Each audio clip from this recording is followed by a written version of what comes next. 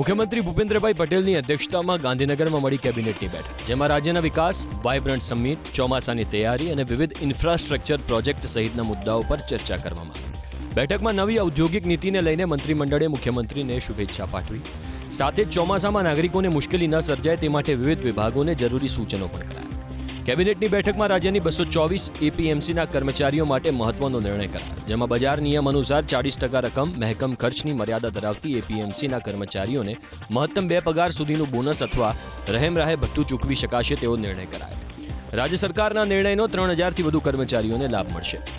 મુખ્યમંત્રી ભૂપેન્દ્રભાઈ પટેલની અધ્યક્ષતામાં ગાંધીનગરમાં મળી કેબિનેટની બેઠક, જેમાં રાજ્યના વિકાસ, વાયબ્રન્ટ સમિટ, ચોમાસાની તૈયારી અને વિવિધ ઇન્ફ્રાસ્ટ્રક્ચર પ્રોજેક્ટ સહિતના મુદ્દાઓ પર ચર્ચા કરવામાં આવી। બેઠકમાં નવી ઔદ્યોગિક નીતિને લઈને મંત્રીમંડળે મુખ્યમંત્રીને શુભેચ્છા પાઠવી। સાથે જ ચોમાસામાં નાગરિકોને મુશ્કેલી ન સર્જાય તે માટે વિવિધ વિભાગોને જરૂરી સૂચનો પણ કરાયા। કેબિનેટની બેઠકમાં રાજ્યની 224 એપીએમસીના કર્મચારીઓ માટે મહત્વનો નિર્ણય કરાયો, જેમાં બજાર નિયમ અનુસાર 40% રકમ મહેકમ ખર્ચની મર્યાદા ધરાવતી એપીએમસીના કર્મચારીઓને મહત્તમ 2 પગાર સુધીનું બોનસ અથવા રહેમરાહે ભથ્થું ચૂકવી શકાશે તેવો નિર્ણય કરાયો। રાજ્ય સરકારના નિર્ણયનો 3000થી વધુ કર્મચારીઓને લાભ મળશે।